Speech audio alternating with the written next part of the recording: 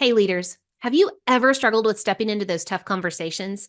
Do you find it hard to mediate conflicts and hold your team accountable? Well, we've got just the thing for you, a free resource called How to Step into the Hard Conversations Using the ACDC Method. Leaders must address the hard stuff. That's part of the job. But let's face it, not everyone has the skills to navigate these tricky dialogues effectively. And that's where the ACDC method comes in. This powerful approach helps leaders like you resolve conflicts with a focus not just on the resolution, but on reconciliation and a clear path forward. Most of the work happens before you even step foot in front of the other person. With the ACDC method, you'll learn to accept the challenge, check your ego, decide the real issue, and converse effectively. Whether you're dealing with a minor disagreement or a major incident, this method is your go-to guide. So, ready to transform your leadership and tackle those tough conversations head on? Download How to Step into the Hard Conversations using the ACDC method for free. Visit leadershipontherocks.com/conflict and start leading with confidence and clarity. Again, make sure to download our free resource and turn conflict into a constructive conversation. Visit leadershipontherocks.com/conflict now. So let me say what I think values are.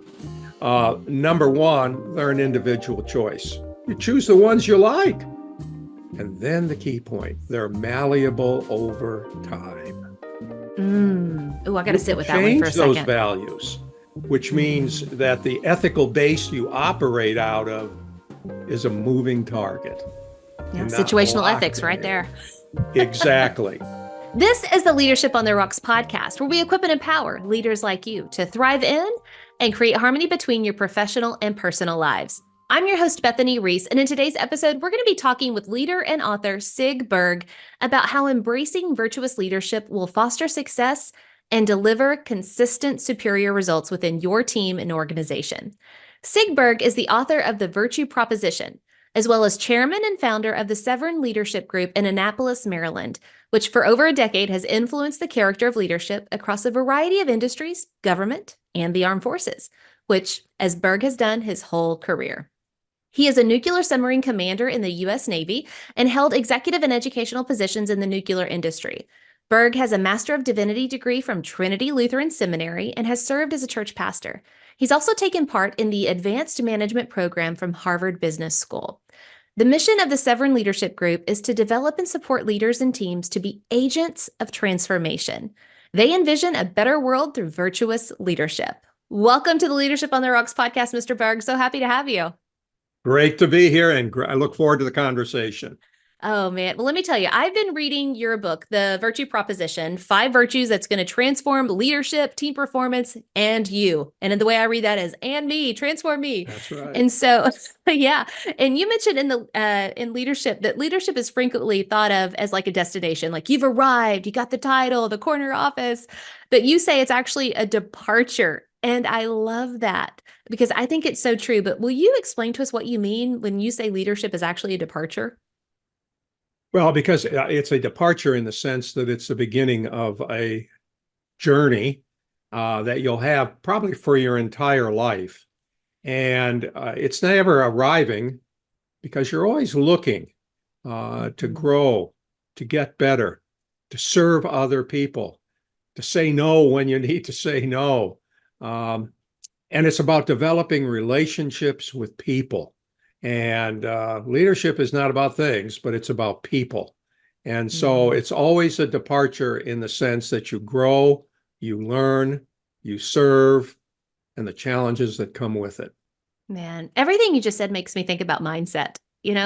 We've got to have that leadership mindset of it's a constant process, growth mindset. We're always learning and growing and learning from situations to apply it to the next one. So I love that you start your book with that. It was very helpful for me to get my mind right before I continued reading on. It was really good. And you also say, we've heard as leaders a lot of phrases like we before me, serving others, but you say leadership begins with you, but it's not about you. And to be honest, probably every leader listening is like, oh yeah, yes, amen. But come on, like, what does that really mean to live out in our leadership? How do we live that out for real? Well, the reason I say leadership begins with you is to take a look at who you are. What's your purpose?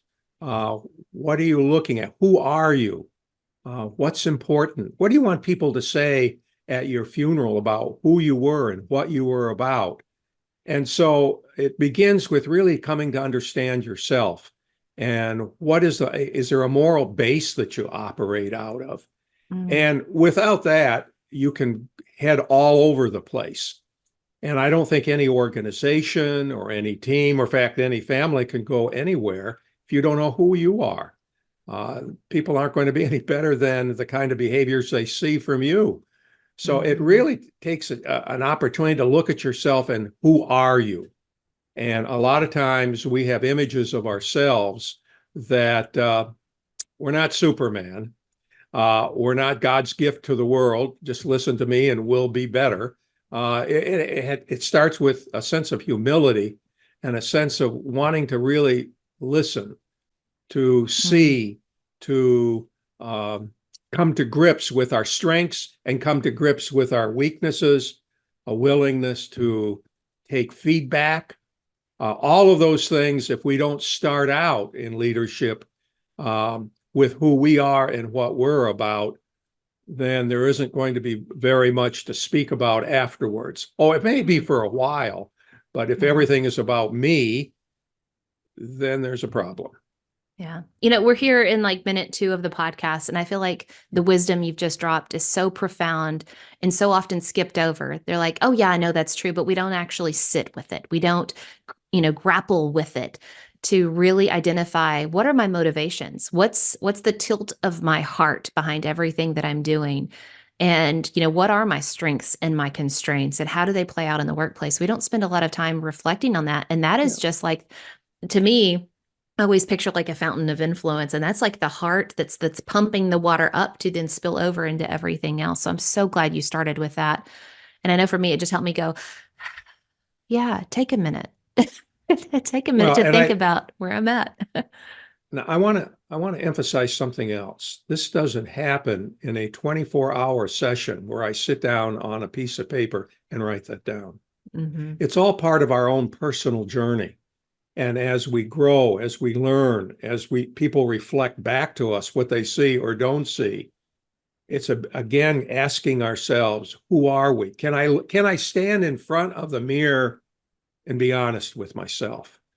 And it's a lifetime. And I look back in my own life, it's all a journey and it doesn't end Hmm. in 24 hours. I'm still working on things.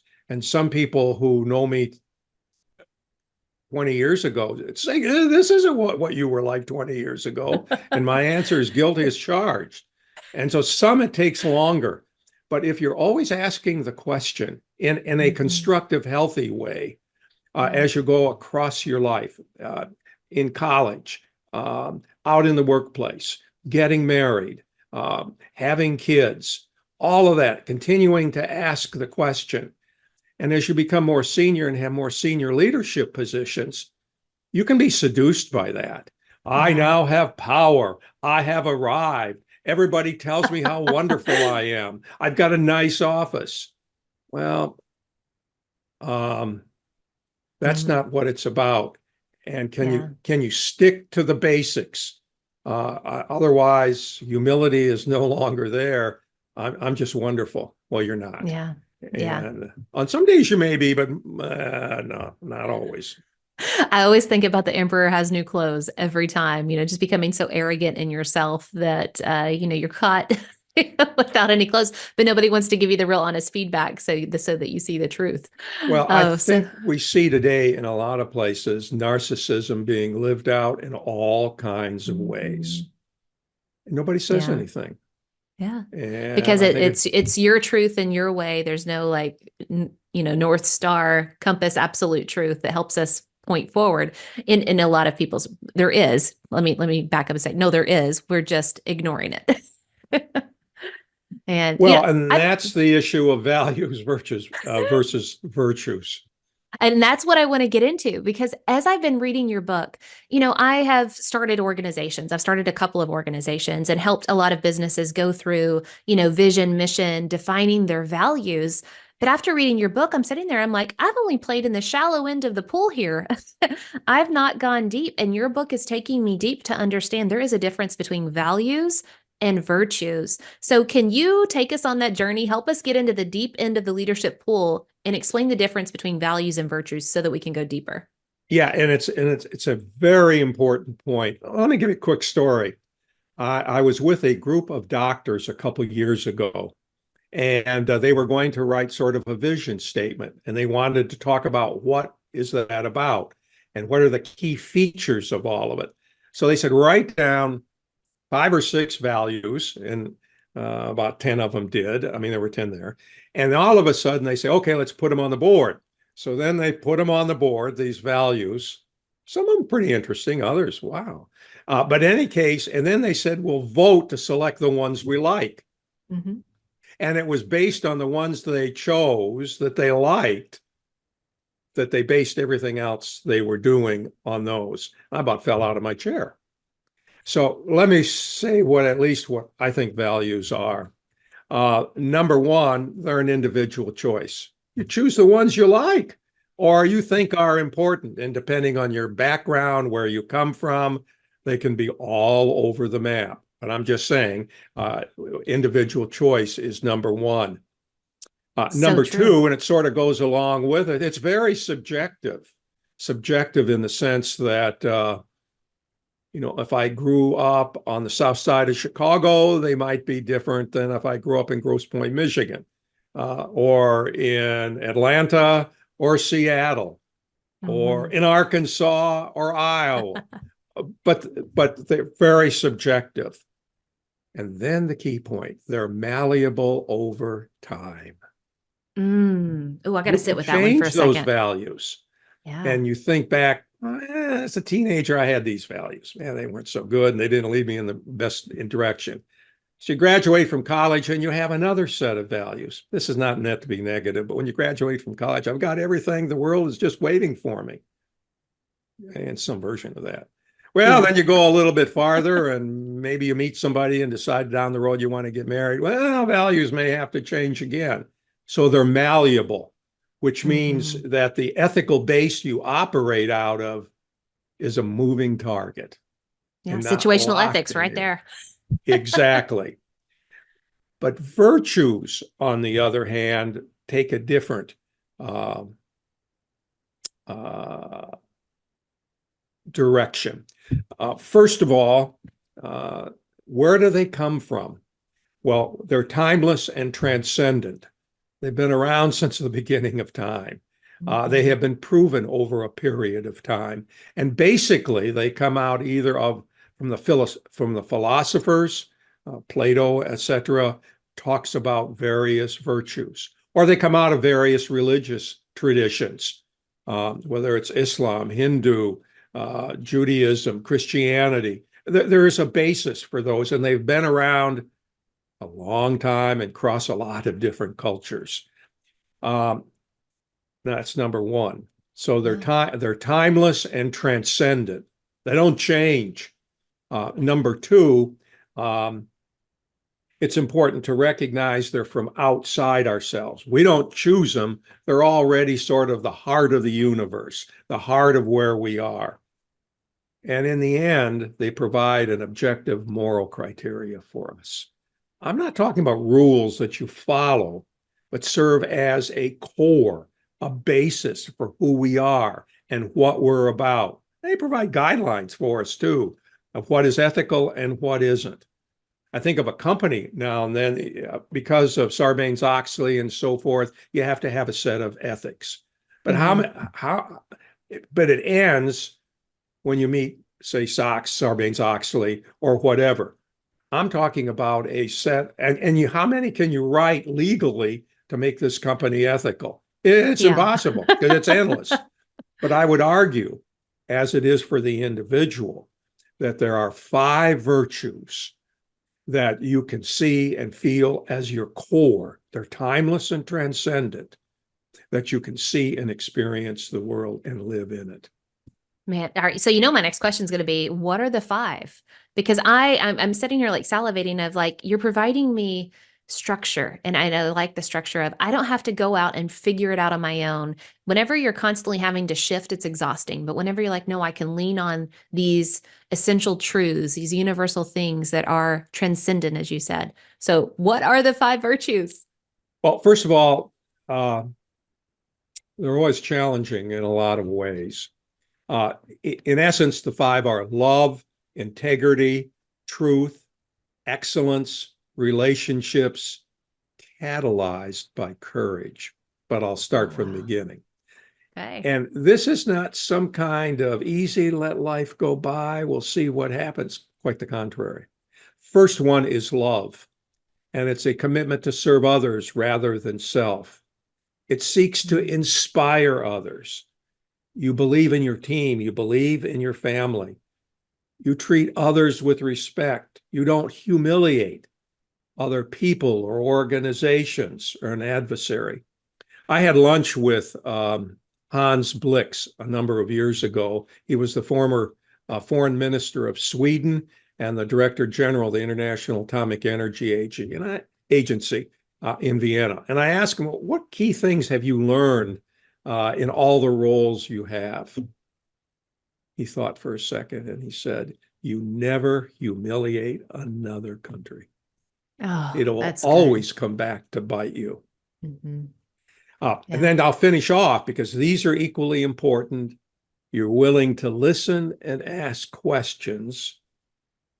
You're willing to say no and be tough and challenging when you must. There's a mix in this love, but it's Mm-hmm. genuine. I want to say one Yes. other word. Robin McNeil has written a number of books. He did the McNeil-Lehrer report for many years. He has since passed. And he talks about words. He's got a book about words, the things that he learned as he grew up and did his TV shows on PBS. But he makes one interesting comment. Words have weight. Oh, yes. And he said a lot of people will talk about things that there's no weight to them. There's a power in those words. And we need to learn where those weighty words are. And I think the five that we're talking about have some weight, meaning Mm-hmm. in the world we live, both yesterday, today, and tomorrow. So Absolutely. that's love. Integrity. Well, you say things that are important and you act accordingly. In other words, um, people can see in your behaviors that what you say is true. I mean, how many times have you seen people say X, Y, and Z and then watch them and there's no correlation between the two? And Mm-hmm. then you say, that isn't integrity. They can say all they want. A lot of people say a lot. Just watch them and you'll find out some rather interesting things. It's also got a lot, integrity is aligning with your personal life, your Mm-hmm. family life, and your professional life. It's not I do one Absolutely. thing at home, one thing outside myself or with my family. When I'm alone, I do something else. There's an integrity that goes across the line. You're Mm-hmm. willing to admit you're wrong. You're willing to take feedback. So much of that is so good. And, with integrity, I think of, nobody likes a hypocrite. Nobody wants to work with or for a hypocrite, someone who says one thing and does another. Do as I say, not as I do. And you are so right that this is so universal of integrity, and it doesn't just happen in silos. It is across your life. It's across every area. And I'm so glad that you brought that up as just a great reminder for us to daily live that out, to have integrity in every area of our life. So Uh, good. Keep going. I'm just like my hands are okay, crossed. I'm just soaking number it up. three, truth. It's able to distinguish between what is right and what is wrong, distinguish between fact and opinion, and know who I am and who I'm not. Sometimes when people tell us about things, we don't want to hear it or we don't Hmm. believe it. I'm going to believe what I want to believe about myself, but I'm telling you, that's not who you are. Yeah. Uh, you're willing to stand up for what is right. You're willing to say what's wrong, and you're honest. And so many people are afraid to stand up in that. And I love you were talking earlier, it's taking that courage. But I know a lot of people just don't want to end up on the news as they run their organizations. It's just, That's true. cover it up. We just don't want to have bad publicity. We don't want to stand up and have this hard conversation. And these conversations are hard. So I love it to know the truth, seek the truth, ask for it, but also stand up for it. So good. So we've had so far love, Mhm. integrity, truth. Next is excellence. I talk about leader, Liter. That's how I can remember it. Excellence. Now, excellence is a little bit different than what is often talked about. It's our willingness to daily learn and grow. It seeks to have a consistent life. It seeks to build a capacity in other people. It sets high standards. It holds people accountable Mm. and develops a positive and engaging workforce in the business world. So excellence isn't a destination, but something we're always working toward. When I would go to nuclear power plants and I was involved in assessing their performance in team, Mhm. but you'd go to one and I could tell you within 15 minutes if this place was in the bottom half or the upper half, and I hadn't even gotten through the door. Because when you go into a nuclear power plant, they have all kinds of checks, scans, et cetera, et cetera. And it takes, some say it's easier to get into a prison than it is to a nuclear power plant. But I what I believe it, would and I'm just, thankful for it. oh, I am too. And it's unfortunate, but that's the world we live in. Mhm. But one of the things that I experienced was when you go up to the place, is it well maintained? There's rubbish on Mhm. the ground, grass not cut. You go in, is it welcoming or not? There's usually a host. And it's interesting to listen to the host. The poor performing plants will say, Mr. Berg, we're glad that you and your team are here. We're wonderful. And they go list all the things that they're doing. It's been our best year ever. The bell goes off. Those people who I meet to say, how things going? Well, they're going pretty well for us. We had a good year last year, but we're working on four things. There's some Mhm. areas we can improve over here. There was that openness. And I said, now there's a place that's at least in the upper half. And Yeah. so I think this business of setting high standards, striving to get better, it's not an end point, but just a Mhm. passage. They may be a success, but excellence is still down the road. Absolutely. And it's a daily discipline. I mean, it takes so much to do what it takes every day to make progress and not get comfortable. We like comfort, right? We're creatures of habit and comfort. And to be excellent, it's constantly stepping into that growth zone and working to grow better. But that takes a lot of being open and vulnerable, to being honest, like you were talking about, getting that feedback of, hey, we might have had a good year, but here's some things we got to work on. And I love that you're bringing that up. It's such an important conversation. So often we try to hide and put on the mask and the makeup to make us look so good in front of other people. Whenever everybody's got stuff to work on, nobody's perfect. You're right. Everybody. On Yeah. the Blue Angels, the Navy flight demonstration team that Yeah. flies around the country, after every flight, the pilots sit down at a table and go over what happened during that particular flight. And it's not, oh, I did great, or Bill, you were, or Cheryl, you really did that particularly. Mhm. Each person will talk about where they could do better. Man. When I was late in that turn, or I didn't see this or that. I was too fast or too slow to respond. And that's the wrap up after they get done, and each takes ownership for where they are. There's a sense of accountability. And I think in Mhm. far too many places, there's not accountability. But accountability is done in love as opposed to you're messed up, you better fix it. How are we Yeah. going to get better? It's just part of the fabric that we live. And then the last part, we've got love, integrity, truth, excellence, and then relationships. And relationships is recognizing that leadership is about people and not about things. Is about caring about people. It provides constructive feedback. It focuses on people and not career. And it's people can remain approachable. So relationships are critical in setting an environment for people to operate where they feel that they are appreciated, they can learn, they can grow, they're going somewhere, their purpose is clear as to what they're trying to do. In so many places, that doesn't exist. And then I'll end those 5 with the word courage. Love it. And courage is something that is a habit that you have to learn along the way in little ways. Courage to say no, courage to speak up, courage to hold someone accountable, courage to give someone constructive feedback. And it may be just little bits and little pieces.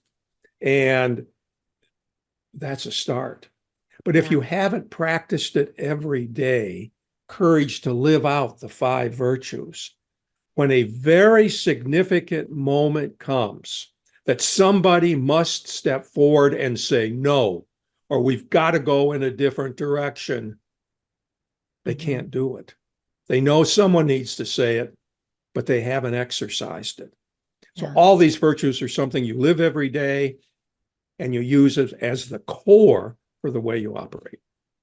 I love them so much. And as you were talking, I was thinking about, I'm sitting here having flashbacks in my own memory of all the different situations I've been in and sticky situations where it's like, do I step up? Especially if it's people with a higher position title, things than you or more authority than you. And I learned over my career, one, there's a Bible scripture that I had to cling to that helps me. I'm really big on mantras, things to help my thought process, like capture my thoughts and then go in the best direction. And it's 2 Timothy 1:7. It's God did not give us a spirit of fear, but one of power, love, and self-control, or sound mind, depending on which version you read. But I just clung to that. And then so as I was stepping into the hard situation and asking myself, do I speak up? I say that, and that helps my backbone go a little straighter. And then I'm like, you know what? I care too much not to speak up.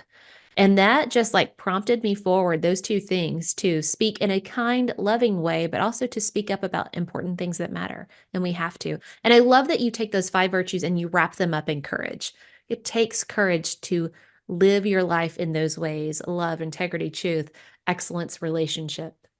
I just thank you. I feel like I'm just sitting there like listening from this like wise Yoda. So thank you so much, Mr. Yoda.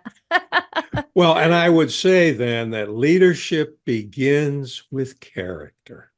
And character has a set of timeless and transcendent virtues.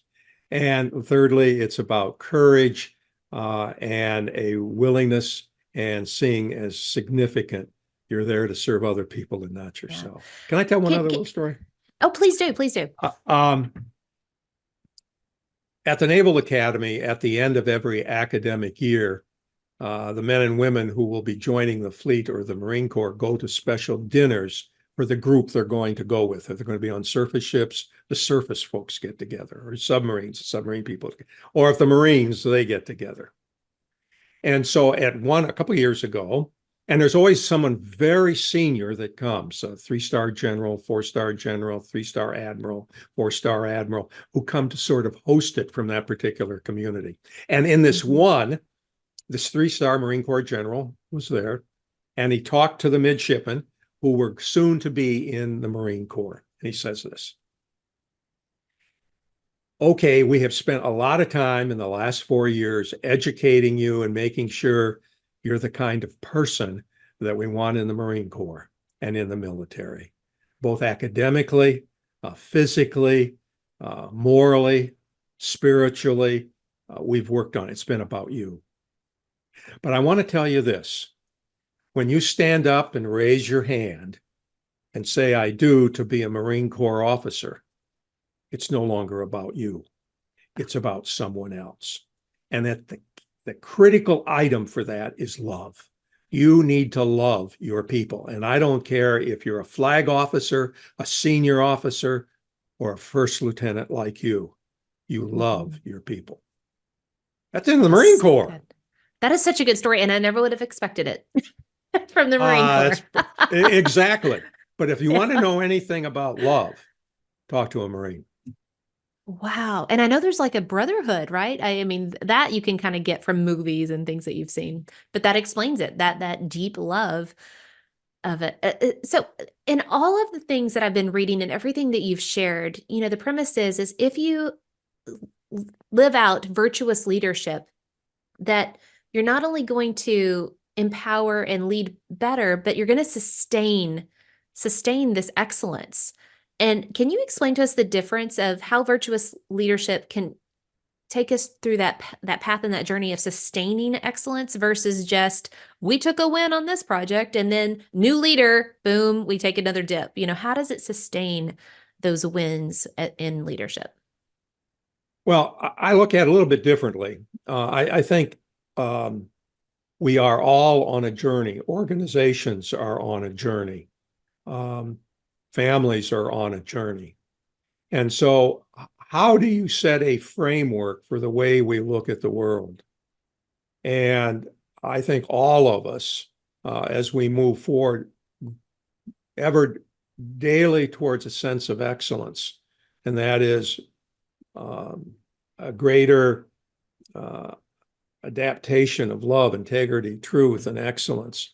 Every day we'll find places where it didn't happen. And we need to Mhm. ask ourselves, well, how did we do today? It's like standing in front of a mirror. How did you do today, Sig, in these items?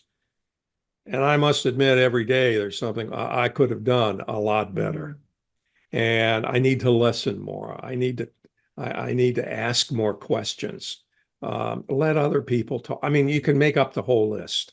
Yeah. And so I think what makes this different, it's just the basis for us for a sense of personal wholeness, a sense of personal well-being. We're not weighed down by something we lied about yesterday or someone that we punched in the face the day before, um, getting drunk some night. Um, Mhm. you could fill it all out. Yeah. And a lot of people go to bed worried every day, night, what's going to happen tomorrow. Mhm. Well, every day is a new day, a new opportunity. And so how it is the basis that we live our lives, and I believe it brings us a sense of well-being. The same thing can be said for a team. If they have work out of something very similar to those virtues and go about doing their business, there will be a greater sense of engagement, a greater sense of how do we accomplish what we're trying to do. And that, I think, brings better results and success in the marketplace, mission fulfillment. And there's pretty strong evidence that when you have this kind of engagement, people working together, their performance will exceed those of a group that doesn't have it. And so Mhm. it's a journey, it's an opportunity to grow. And I think it brings the best out of companies and organizations, but it gives us a life that we feel is worth living. I love everything that you've explained, and I feel like I need to sit with this. This is an episode, guys, you're going to have to listen to twice as you think about those virtues and applying them because, will you explain to us real quick transcendence, what you mean by that? Because you're talking about how it's not just in silos, it's through everything. So some people may not understand that word or have heard that word before. So explain to us what you mean by that. Yeah, transcendence means it transcends time. It's there since creation. It's not something that I chose yesterday, which has about Mhm. 24 hours of being baked in me, but it's something that goes to the very beginning of creation, of life. It's like gravity, it's there, Yeah. and it's always there. And without some kind of moral compass, some kind of ethical base, then and it's based on, like I said, it's timeless, it transcends generations, it's a forever thing in Mhm. that what we know. And it's what makes the world really go around, not other things. Yeah. And as I'm thinking about virtuous leadership and how I can apply this to my own life, and I'm like, you're building your leadership on something bigger than you as you focus on these virtues. And that is a beautiful thing. And it really helps you. For me personally, it's taken off a lot of stress. It's not about me. It's not, I don't have to carry it all myself. This is Mhm. bigger than me. And it just helps me honestly shed a lot of the stress that I think a lot of leaders, and I know I have felt in a lot of situations as we constantly deal with problems, conflicts, and constraints. It's bigger than that. And it helps me stay It's like a focused. rock, and Yes. that you can, and there's a lot of things that flow from it. So it's not like these are the 10 things I've got to do. Or I'm not against Mm-hmm. any of that, but I'm Yeah. saying it's a basis of building one's life, building an organization, building a team, building a society, building a world. You look at great sports teams. Mm-hmm. And they talk about the engagement of people working together in a new kind of way. And um, and that's what I think this allows us to free us in a new kind of way. I love it. I love everything you're mentioning. And I have one more question, just because Sure. I think a lot of leaders feel this every day, all day.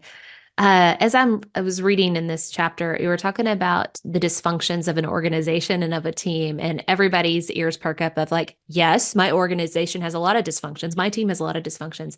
But you talk about how we can't look at just the thing. And I love your analogy here. You said, whenever you're analyzing wine, you don't just say the grape. It's forgive me, I don't speak French or whatever, but the terroir. It's all of it mixed in together. It's like a systems-based approach to organizational performance. It's so complex. So as we look at and work in what we would call, right?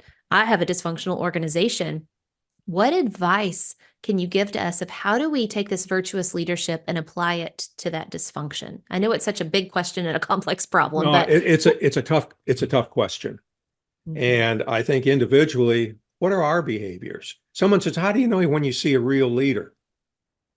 You listen to them. Boy, there are a lot of people going around these days saying all kinds of things. But I say, look at their behaviors and you will find out who that person really is or what they're about. And Mhm. so, again, leadership begins with you and how you operate and how you act. I'm not talking about being Mr. or Mrs. Good Shoes, Mhm. but I'm just saying, who are you? That's why your leadership begins with you. Yeah. And secondly, in an organization, I think it's what's your sphere of influence with the people that you work with in your organization? How do you develop that kind of relationship with them? And you listen to them and you ask questions and you demonstrate that behavior even within your sphere of influence. May not be the larger organization, but I think it starts within your sphere of influence. Mhm. And I think, and we begin looking at the world through the glasses of virtues. What Mm. what does that um, what does that look like? Yeah. You know what I feel like talking about glasses of virtues? I feel like in reading your book and having talked with you just now, I feel like you've given me a new lens, a new prescription of lenses to look at life through. And again, and I mentioned this earlier, I feel like, everybody talks about values, how they're important.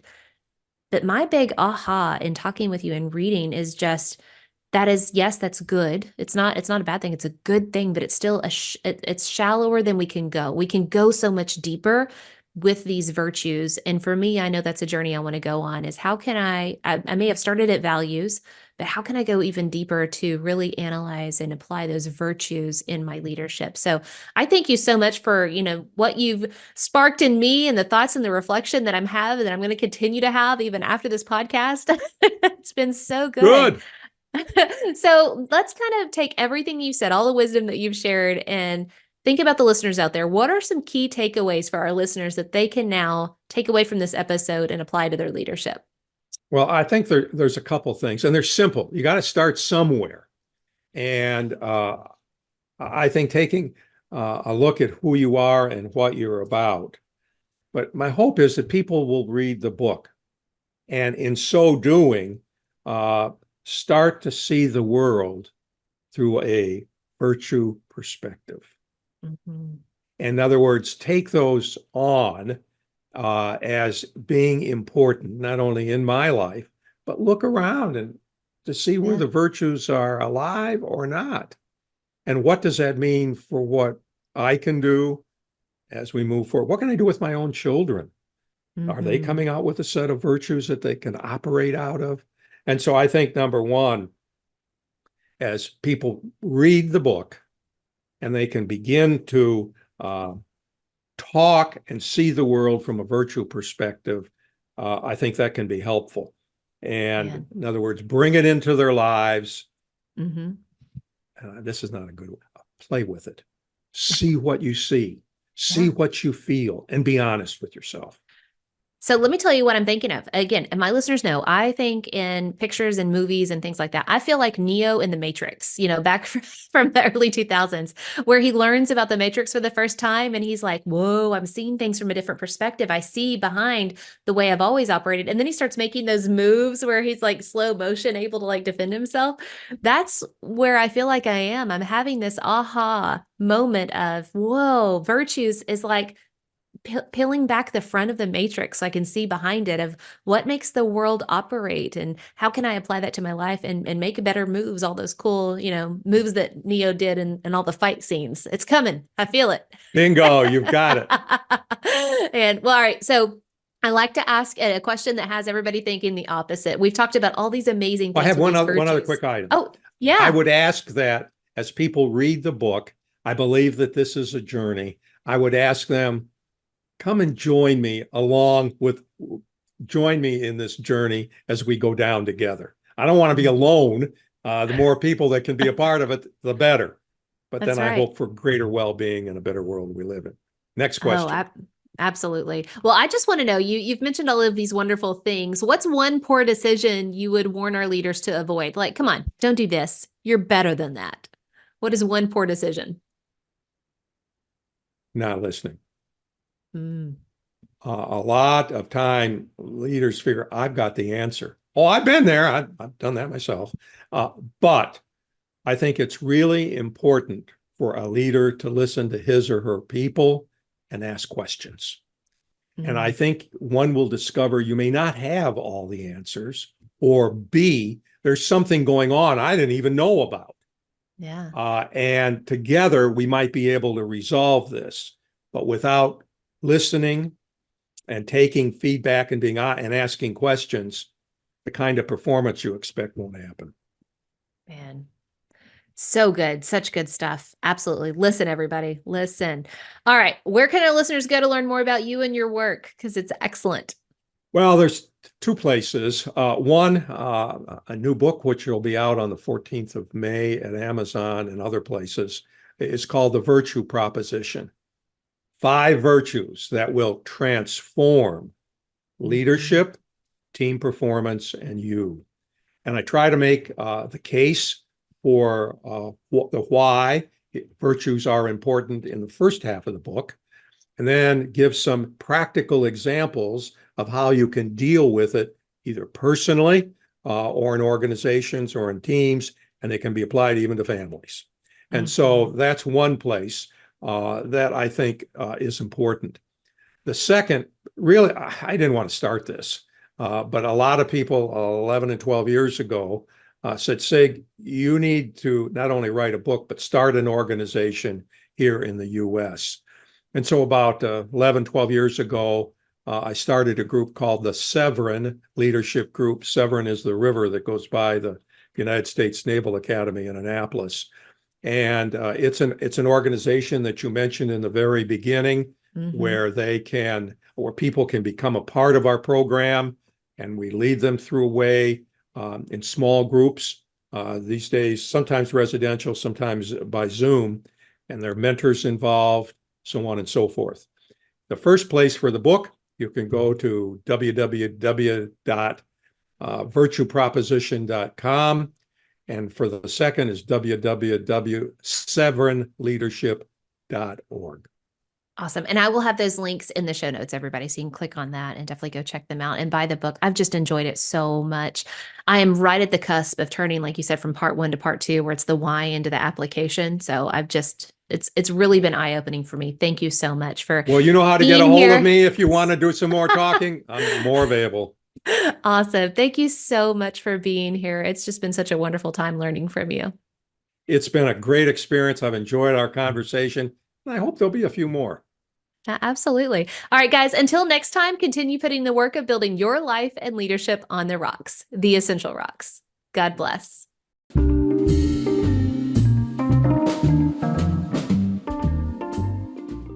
Remember, the most essential rock you can build your life and leadership on is the rock of Jesus Christ. Today's Bible verse comes from Romans chapter 13, verse 12. The night is gone, the day is at hand. So then let us cast off the works of darkness and put on the armor of light. Hey, it's Bethany again. If you're enjoying the Leadership on the Rocks podcast, be sure to subscribe and follow so you don't miss a single episode. Also, be sure to rate the show. We hope to earn 5 stars in serving you in leadership, and through your ratings, it'll help us get the word out about what we do here at Leadership on the Rocks. If you feel this podcast is helpful, be sure to share it with your friends, family, and coworkers, or anyone who wants to grow in leadership, but also have harmony between their work and home life. Thanks, and I'll see you again in the next episode.